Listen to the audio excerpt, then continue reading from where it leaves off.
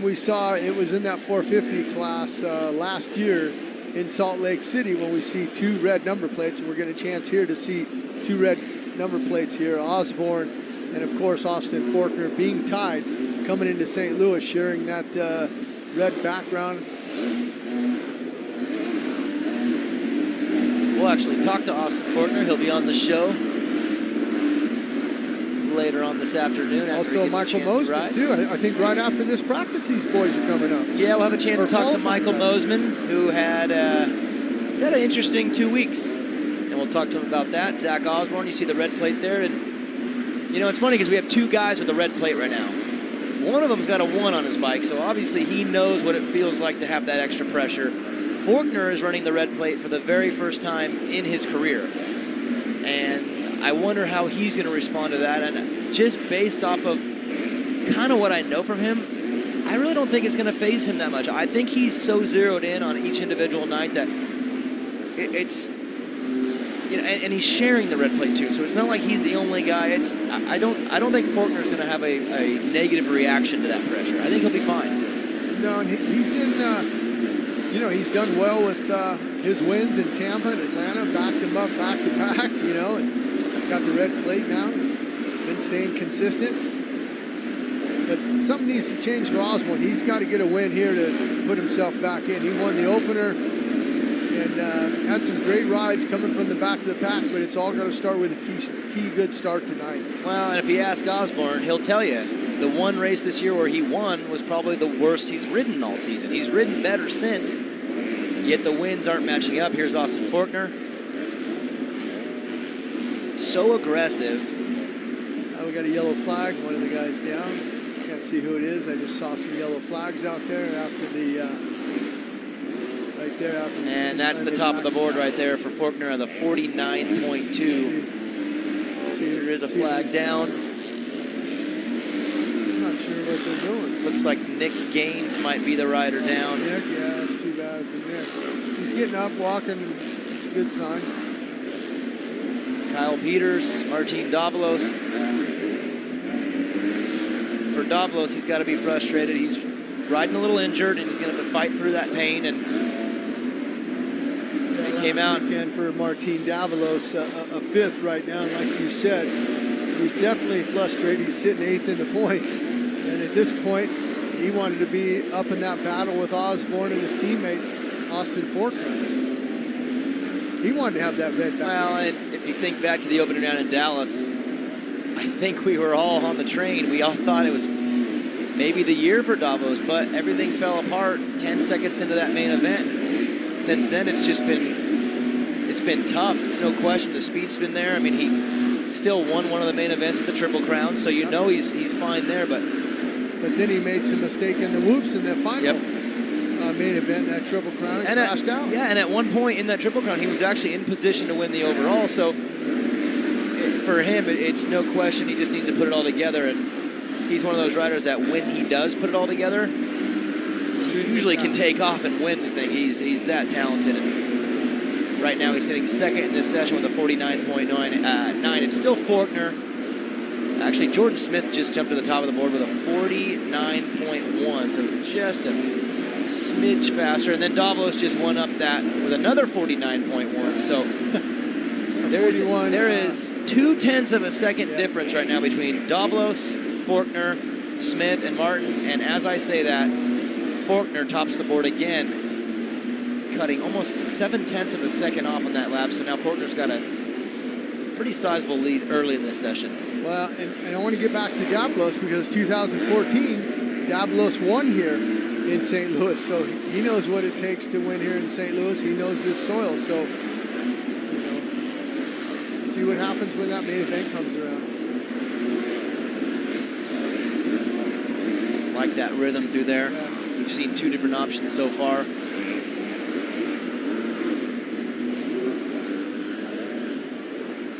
Jordan Smith now only 8 points back.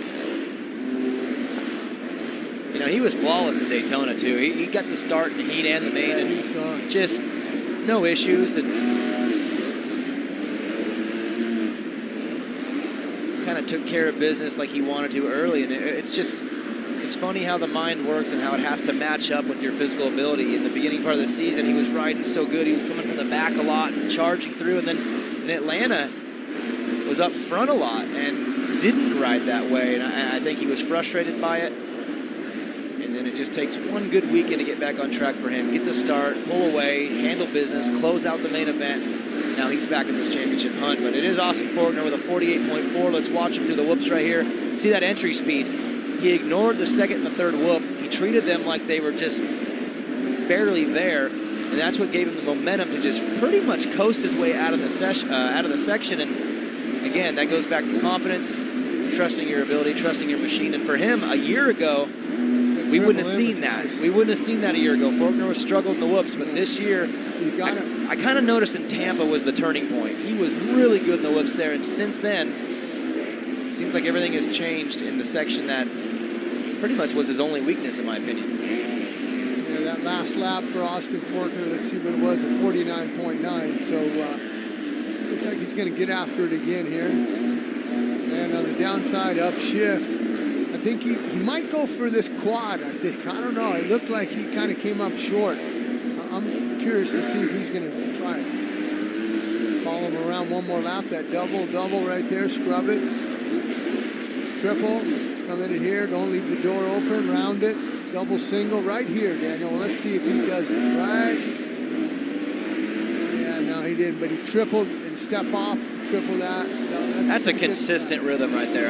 Let's see if he can have the triple here, double into this corner, double here, hit that rut. Let's see if it.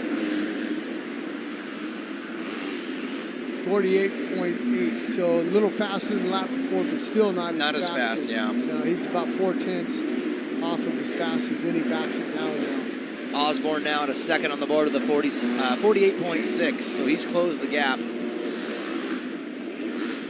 And as they sit right now, there is a 1 second gap between the first 7.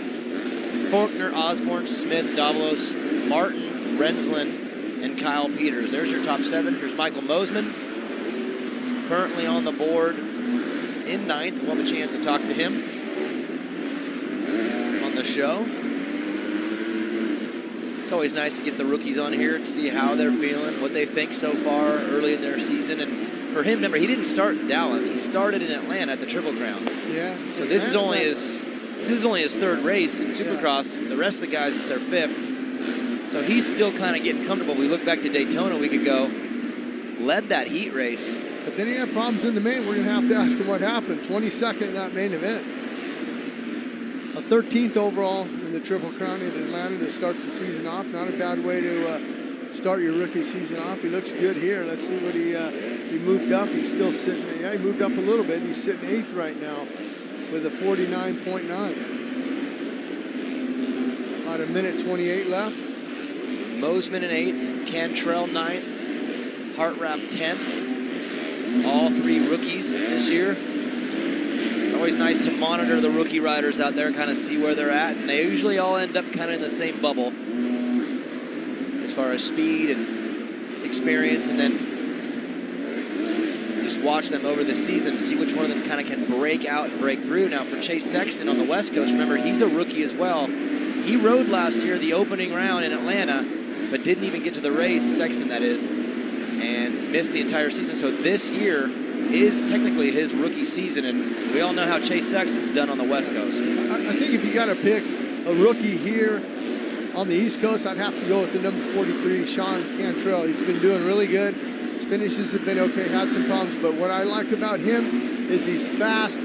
He's fast on the on his starts. Oh, yeah. He runs up there. It's just he's had some problems. I'm not sure where he finished up in Daytona. Well, for Cantrell, he's 11th in points. Here's Zach Osborne sharing the red plate. He's on a heater right now. You can see the aggression. Looks like he's found his line, the one that he wants to take. Yeah, see that rut getting deeper. What a run through that corner. Yeah.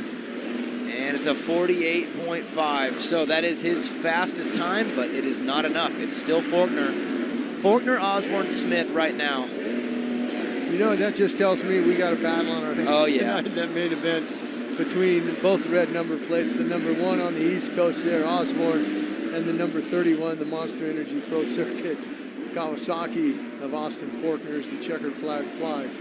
But Sean Cantrell, a 7th last week in Daytona, not bad for him. So rookie putting in some pretty good rides. I remember back in Dallas, he was running up front in the main event for a long time. Ended up going down to the whoops, but you definitely saw something special from Sean Cantrell early in the season. But it is Faulkner with a 48.4. Zach Osborne right on his